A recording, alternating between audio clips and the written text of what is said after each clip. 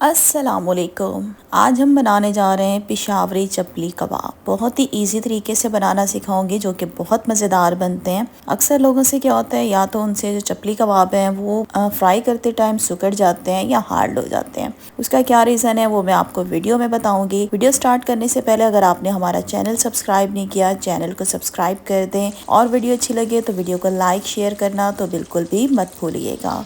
तो चलते हैं रेसिपी की तरफ। अच्छा, आज जो हम चपली कबाब बना रहे हैं वो मटन के कीमे से बना रहे हैं। इस रेसिपी को आप बीफ में और चिकन में भी बना सकते हैं। यहाँ पे मैंने तकरीबन 700 ग्राम ले लिया मटन का कीमा बारीक पिसा हुआ। तो आपने क्या करना है, 600 ग्राम गोश्त लेके उसमें 100 ग्राम चर्बी डलवा के आपने दोनों चीज़ों को बारीक सा पिसवा लेना है कीमा। इस बात का ख्याल रखेंगे, इसमें चर्बी लाजमी यूज़ की जाती है चपली कबाब में, तब जाके चपली कबाब बनाते टाइम उसमें बाइंडिंग आती है। अच्छा, कीमा जब आप लोग करवाने जाएं, ये तो मैंने कीमा ख़रीदा है, लेकिन अगर आप गोश्त आपके पास है तो फिर आपने क्या करना है, पहले गोश्त को धो के पानी से अच्छे तरीके से फिर कीमा बनवाइएगा। बाज़ लोग क्या करते हैं, कीमा बनवाने के बाद इसको अच्छे तरीके से धो लेते हैं कीमा, तो वो सारा जो उसका ब्लड वगैरह है वो निकल जाता है और इससे फिर क्या होता है कि हमारे चपली कबाब जो है वो सॉफ्ट नहीं बनते, हार्ड बनते हैं। तो इस चीज़ को आपने जहन में रखना है।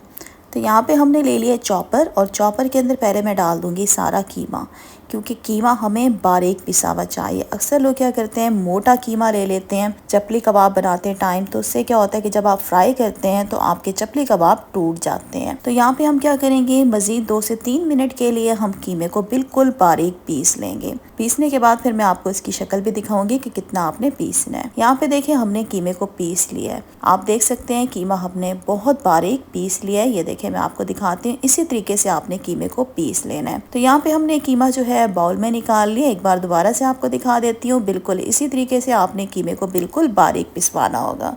इसके बाद हमने कीमे के अंदर कुछ चीज़ें ऐड करनी है। यहाँ पे मैंने बारीक चॉप की हुई प्याज ले ली है 1 कप।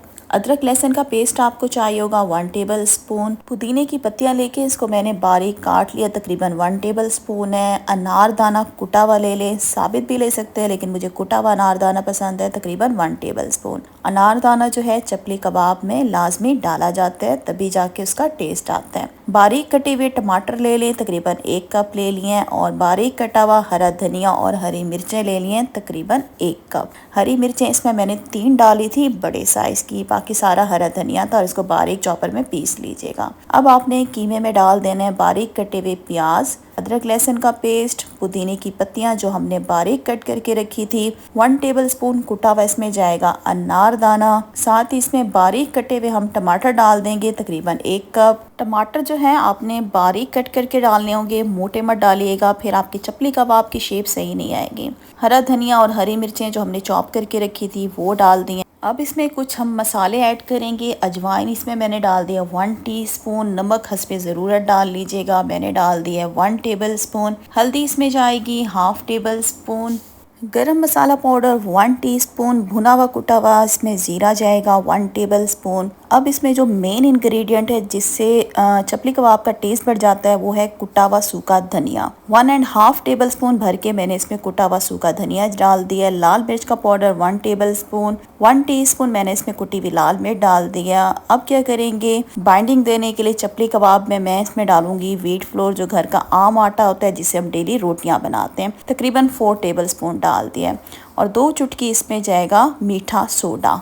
अच्छा, 700 ग्राम कीमे के लिए 4 टेबल स्पून जो है व्हीट फ्लोर वो काफ़ी है, ज़्यादा मत डालिएगा, फिर इससे क्या होगा कि आपके चपली कबाब जो हैं वो सख्त हो जाएंगे और फिर खाने में मज़ा नहीं आएगा। अब आपने क्या करना है, इन तमाम चीज़ों को हाथों से अच्छे तरीके से मिक्स करना है। मिक्स करने के बाद अब मैं इसमें 1 अंडा डाल दूंगी, मीडियम साइज़ के। 700 ग्राम कीमे के लिए 1 अंडा काफ़ी है। और 1 टेबल स्पून भर के मैंने इसमें डाल दिए कुकिंग ऑयल। अब आपने क्या करना है, इन तमाम चीज़ों को बहुत अच्छे तरीके से हाथों से मसलना है। जितना ज़्यादा इसको मसलेंगे उतना ही क्या है कीमे में बाइंडिंग आएगी, मतलब जो चपली कबाब की शेप है वो बिल्कुल सही आएगी। चपली कबाब जो हैं वो टूटेंगे नहीं। 4 से 5 मिनट बहुत अच्छे तरीके से आपने हाथों से कीमे को मसलना होगा ताकि कीमा जो है वो आपस में जुड़ जाए। और आप देख सकते हैं यहाँ पे मैं कीमे को बहुत अच्छे तरीके से हाथों से लगातार मसलती जा रही हूँ। तकरीबन 4 से 5 मिनट मैं इसको अच्छे तरीके से मसलूंगी, उसके बाद फिर मैं आपको इसकी लुक दिखाती हूँ। तो यहाँ पे तकरीबन 4 से 5 मिनट हमने कीमे की बहुत अच्छे तरीके से मिक्सिंग की है। अब मैं आपको इसकी लुक दिखाती हूँ। देखिए कीमा जो है आपस में हमारा जुड़ चुका है और अब मैं आपको इसका शेप बनाकर दिखाती हूँ। देखिए हाथों से जो हम इसको प्रेस कर रहे हैं तो इसकी बहुत अच्छी शेप आ रही है चपली कबाब की। बस इसी तरीके से आपने कीमे को जो है अच्छे तरीके से इसकी मिक्सिंग करनी होगी। तो अब क्या करते हैं, यहाँ पे आपने चपली कबाब बनाने हैं। उसके लिए पहले आपने हाथों को नॉर्मल पानी से हल्का हल्का गीला करना होगा। थोड़ा सा मिक्सचर उठाएंगे और इसके बनाएंगे अब हम चपली कबाब। अच्छा, चपली कबाब का जो साइज़ है, छोटा बड़ा जिस तरीके से भी आप बनाना चाहें वो आपकी अपनी चॉइस है। तो चपली कबाब, लेकिन एक चीज़ का ख्याल रखिएगा, चपली कबाब जब आप बनाएंगे चपली कबाब की शेप, तो वो साइज़ में थोड़े बड़े होने चाहिए। कीमा आपने थोड़ा ज़्यादा लेना होगा, क्योंकि क्या होता है कि जब हम इसको फ्राई करते हैं तो थोड़े बहुत श्रिंक भी हो जाते हैं। तो आप कोशिश कीजिएगा चपली कबाब का साइज़ थोड़ा बड़ा बनाइएगा। अच्छा, एक तरीका मैंने आपको बता दिया, हाथों से भी आप चपली कबाब बना सकते हैं सिंपल। और दूसरा एक तरीका है, आप एक प्लेट ले लें, हल्का सा ग्रीस करें ऑयल से और हाथों से आप देखें कीमे को इस तरीके से हल्का हल्का प्रेस करेंगे और इसे चपली कबाब की शेप दे देंगे। तो इस तरीके से भी आप आसानी से चपली कबाब बना सकते हैं।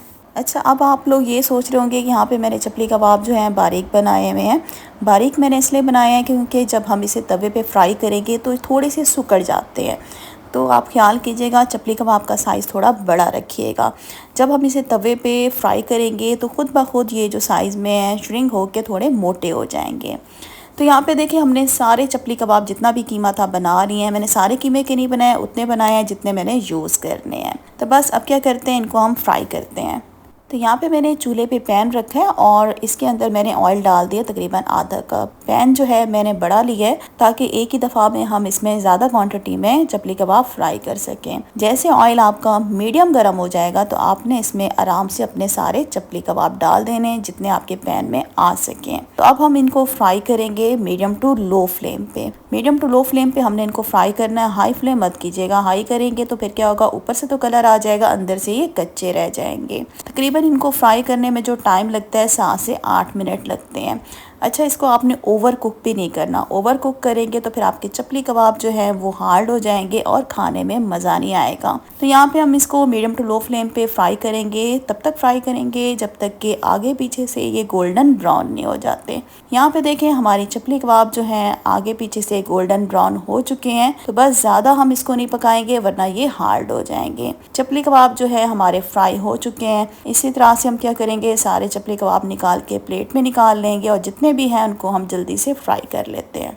और यहाँ पर मेरी आप सबसे रिक्वेस्ट है, अगर आपने हमारा चैनल अभी तक सब्सक्राइब नहीं किया, हमारे चैनल पे नहीं हैं तो हमारे चैनल को सब्सक्राइब कर दें और वीडियो को लाइक और शेयर करना तो बिल्कुल भी मत भूलिएगा। तो यहाँ पे जितने भी चपली कबाब थे उनको हमने फ्राई कर लिया और माशाल्लाह से ये देखें जी, आप फाइनल लुक देखें हमारे चपली कबाब की। जूसी, मुंह में मेल्ट हो जाने वाले चपली कबाब बनकर तैयार हुए हैं। बहुत ही ज़्यादा टेस्टी बनते हैं। गर्मा गर्म चपली कबाब को आप खा सकते हैं हरी चटनी के साथ या इमली की जो खट्टी मीठी चटनी होती है उसके साथ भी ये कबाब बहुत मज़ेदार लगते हैं। सेम टू सेम रेसिपी को फॉलो कीजिएगा, इंशाल्लाह आपको ये रेसिपी बहुत ही ज़्यादा पसंद आएगी। तो आज की वीडियो का मैं इधर ही एंड करती हूँ। वीडियो अच्छी लगी है तो वीडियो को लाइक कर दें, चैनल को सब्सक्राइब कर दें और वीडियो को शेयर भी ज़रूर कीजिएगा अपने फ्रेंड्स और फैमिली मेम्बर्स के साथ। एक और चीज़ तो मैं आपको कहना ही भूल गई कि साथ बेल का आइकन है, उसको लाजमी प्रेस कर दीजिएगा मेरी नई वीडियो के नोटिफिकेशंस के लिए, जो कि बिल्कुल फ्री है। तो इंशाल्लाह बहुत जल्द न्यू रेसिपी के साथ आऊँगी। तब तक के लिए अल्लाह हाफिज़।